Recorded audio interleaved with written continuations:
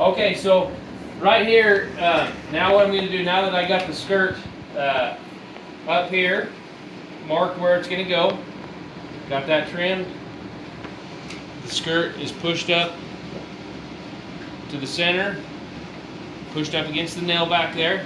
I'm now going to figure out where I want to put my rigging.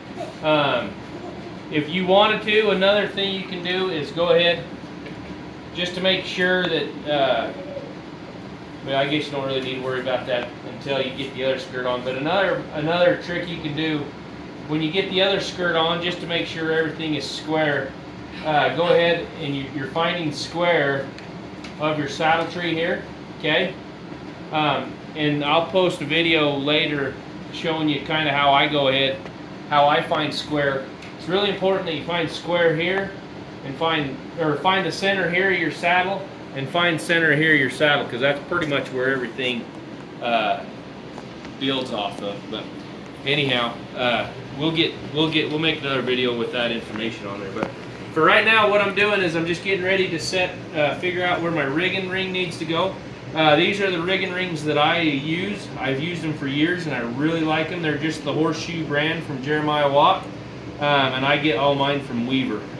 Anyhow, so what I do is I'll typically I need to fix my pattern. My pattern makes this where this is even right here, where that line kind of comes and goes. But when it's flat on the table over there, it looks good, but then when I get it up on the tree, I actually need to end up trimming a little bit off. I just need to go ahead and adjust my pattern, but I guess I'll do that another day. But anyhow, what I do is I usually will just take and take my pattern and go ahead and just kind of where it looks like it's coming.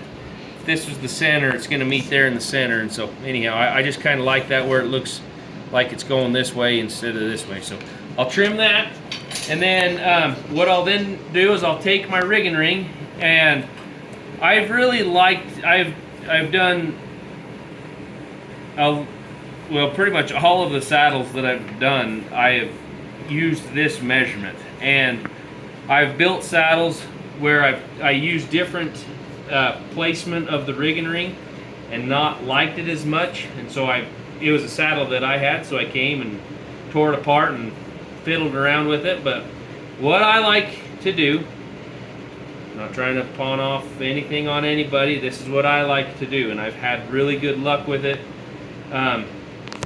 riding on horses.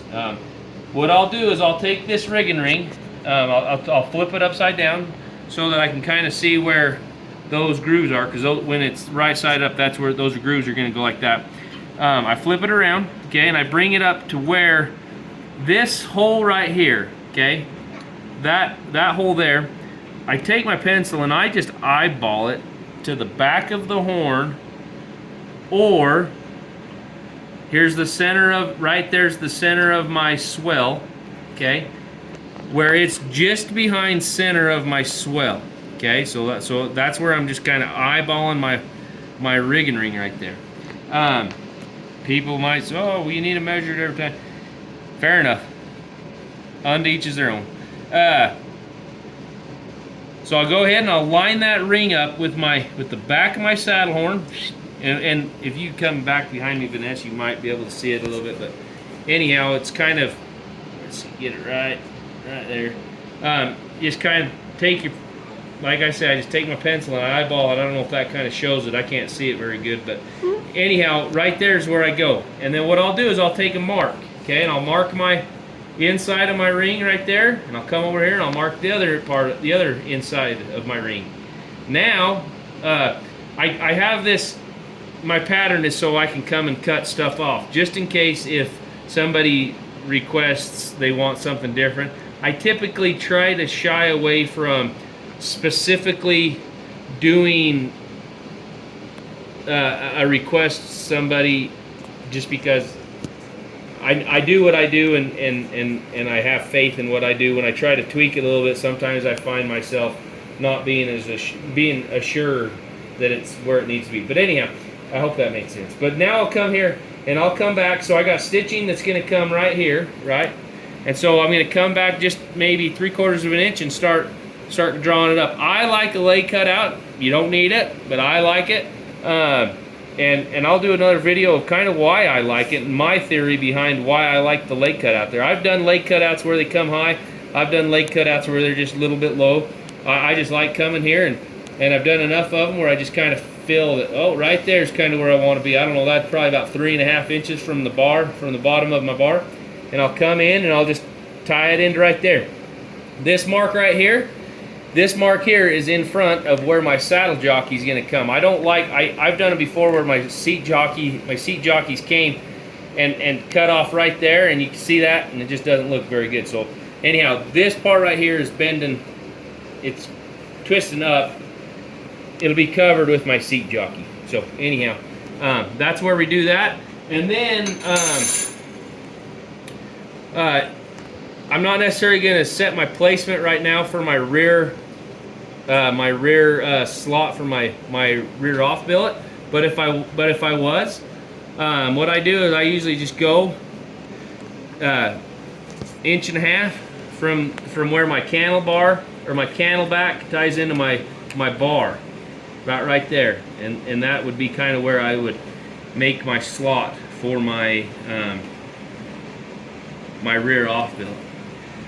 That's basically how I go ahead and I set my riggings, and then I will come and I will trim this all up, and then make sure everything else looks good, and then now I can take this skirt off and lay it onto my other skirt, trace these, all of these marks, trace this right here, make these marks right here, and then make them on the other skirt. And for the most part, I might have to kind of just double check, but it should be exact. This side and this side should be exact. And like I said, once you get them put together and get this side on, if you want to double check, you can always find your center, put a nail right there, pull a string down, okay?